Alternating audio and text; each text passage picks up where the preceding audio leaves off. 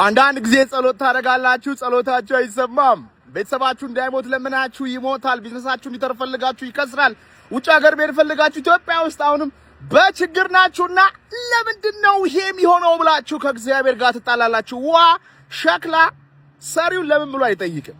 እግዚአብሔር አምላክ ይሄንን ዓለም እናንተ በማትረዱት ጥበብ ፈጥሮ ፍጹም አድርጎ ሕጉን አስቀምጧል።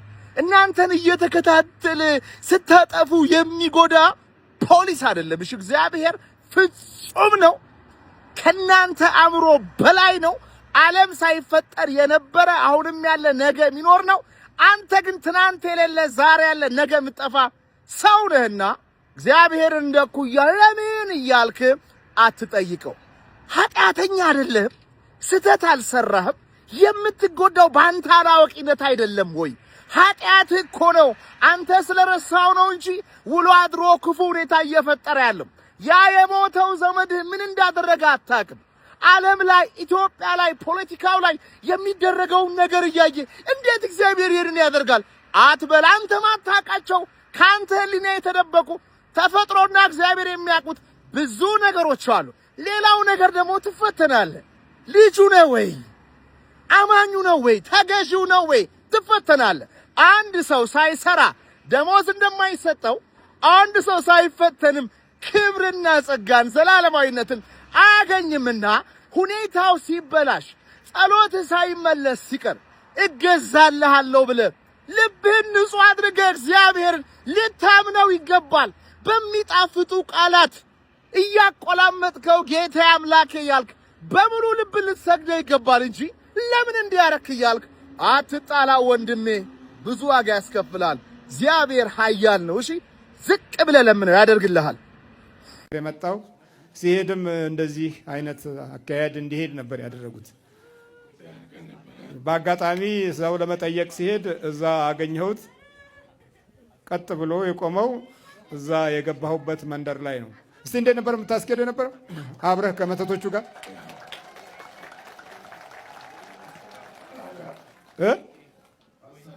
እንዴት ከዘራ ታስጨብጠው ነበር? ከዘራ አስይዤ ያንቀጠቀጥኩ። እንዴት ነው የምታንቀጠቅጠው የነበረው? ያርበተበትኩ። እሺ ምን ዋጋለሁ? ጀለሶች አንተ አድፍተህ ቁጭ አልክ። እኔ አድፍጬ ነበረ። አብረህ ነበር እንደዛ አብረህ የምታስረው?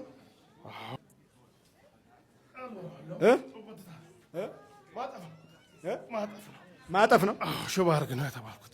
ሽባ አድርገው ነው የተባልኩት። አስቀምጠው ሰርቶ እንዳይበላ። በለጠ በለጠ። በምን በለጠ? በለጠ።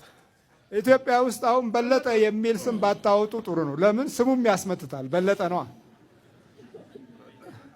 አደራችሁም በለጠ እንዳትሉ። አድጎ ይመተትበታል። ደግሞ ከስሙ ጋር ከበለጠ ወረደ የሚል ነገር ይከተላል ማለት ነው። እና በለጠ አትበሉ። እሺ ሽባርግ አጥፋ አይደለም አንደ የበፊቱን አካሄድ ቀጥሉ። ቆይ በቃ አለፈ እኮ እሱ ያለፈ ታሪክ ነው። ያለፈ ታሪክ ነው። እንዴት ነበረ? ጠቋር ዛሬ ከመተት ጋር አብረ ነበርክና አላየውም እንዴ? እና ሲገባ እኮ ነው ቷ ስታረገን ያው ነው የተደበኩኝ።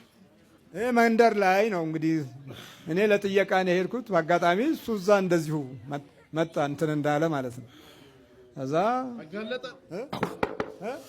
ሊቀ መላኩ እኮ ነው ያጋለጠ እና ቀጥ ሆነ። በከዛ በኋላ እንዴት ነበረ? ቀጥ ካለ በኋላ ወዲያው ወደ ሁሉ የዛን ጊዜ አርገን ወዴት አዙራችሁት ነበር? ወደ እስቲ ወስደን ነበር።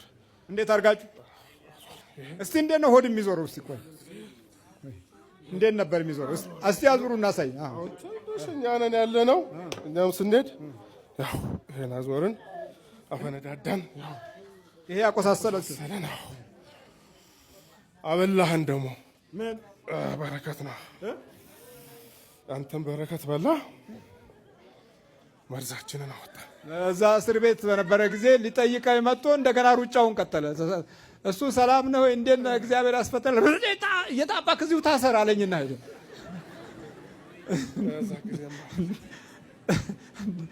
እሱ ሰላም ነው ይላል፣ እሱ ታሰር ይላል። በአንድ ምላስ ውስጥ ወጣ። ሄድኩ አላየኝም እንዴ? እንዴት ብለን ሄድከው? እዛ በመስታወት ስትለኝ ማንፋራል መኪና ውስጥ ቁጭ ነው። መኪና ውስጥ ቁጭ ፈታ አለ እኮ አላየሁም። ፈታ አለና ግድግዳ ተጠጋና ምንድን ነው ነገር አለ። የተመተትከው ምን አድርገው ነው የተባልከው?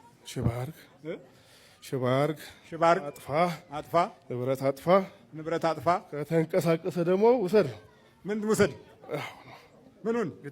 ግደል። ከተንቀሳቀሰ ግደለው። ያውቃሉ።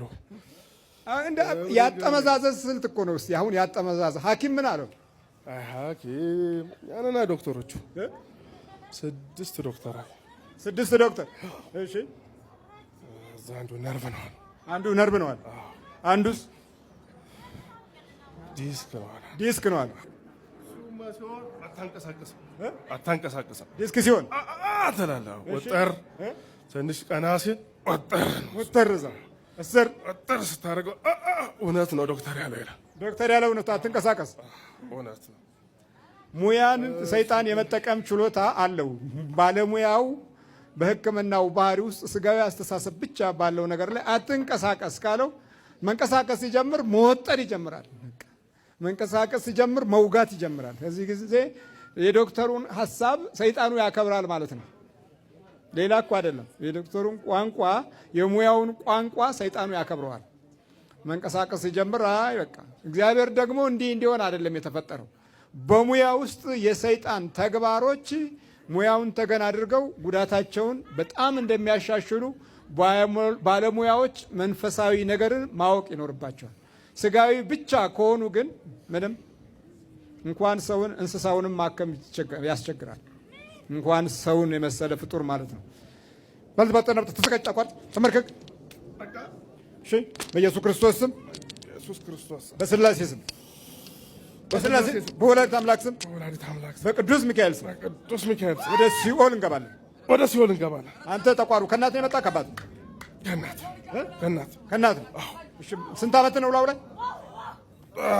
30 ዓመት። እድሜው ስንት ነው? 34 ከእናቱ በቃ በልጅነቱ ነው የገባው። እናት ላይ ያለው መንፈስ ልጇን አየች ማለት ነው። ጸሎት ከሌለ አምልኮት ከሌለ በእናትም መበላት አለ። የሰው ጠላቱ ቤተሰቡ ይሆናል ያለው የመጽሐፍ ቅዱስ ቃል እውነተኛው ማረጋገጫው በመንፈስ በኩል የሚሸጋገረውን አደጋ ለመግለጽ ነው። ሽተን በኢየሱስ ክርስቶስ ስም በስላሴ ስም በወላዲተ አምላክ ስም በቅዱስ ሚካኤል ስም በቅዱስ ዑራኤል ስም ወደ ሲኦል እንገባለን። ጠቋር አጋንንት ነው። ጠቋር ሰይጣን አጋንንት በኢየሱስ ክርስቶስ ስም ሲኦል ታስረናል። 7 ይጨምሩ ቁጥር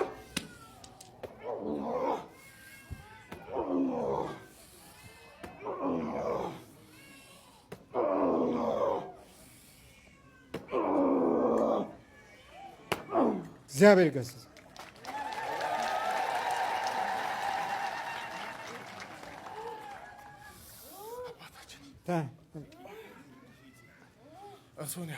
ማን ነው ስም? እንዴት ነው ባለፈው እንደዛ ጭምድድ ያደረገህ ነገር ነበር? ትንሽ ወገቤ ላይ የመጣ ያዝ ያደረገኝ ይሄ ጠቋሩ ነው። አይ እና ቅባ ቅዱስ ያው የባረኩልኝ እሱን ስቀባው እንደ ማከክ እንደ መቆርጠም ይሰማኛል። እዛ ያው ተነቃቃ። ሌላ እንዳለ ደግሞ ገባኝ። ያ እዛ ቤት ስትመጣ ባተገናኘ ጊዜ እንዴት ነበር እንደ ያስኬደህ ታውቀዋለህ? ወይ አባ እሱ ጊዜ ወራ እንደው ባለቤቱ ነው የሚያውቀው ሁሉን ነገር። አሁን ብንነግረው አይሰማም እኮ። ሰው ቆሞ ሲሄድ ሰው ይመስላል። አባ ግን ባዶ ነን።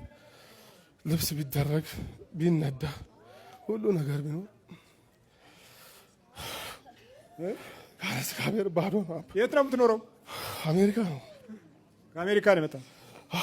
ስትመጣ ጎንብሰህ ነው የመጣው? በውልቸር ነው የገባሁት። በውልቸር ነበር ወይ ብላ ጸበል ቅባ ቅዱስ ማድረግ ጀመርኩኝ። ትንሽ እዛ ተነሳሳ። በደንብ የገባኝ እርሶ ጋር ወንድሜ ሄደ ጠይቃለኝ እና ጓደኛዬ እንደምንም ብሎ ይዞኝ መጣ። እስር ቤት ማለት ነው። እዛ ገና ሳይወት የሆነ ደብራን ነገር አይኔ ላይ ጭብርብር አለብኝ። ደገፍ አልኩና አጠገቧ ሆኜ አባታችን ብዬ በእጅ ሲዳብሱኝ የሆነ ነገር ሲሄድ ነው የማየው። ወጥቶ ሄደ። ግድግዳ ጋር ተደግፌ ሰውነቴን ብነካው ቁስል ምናምን የለም።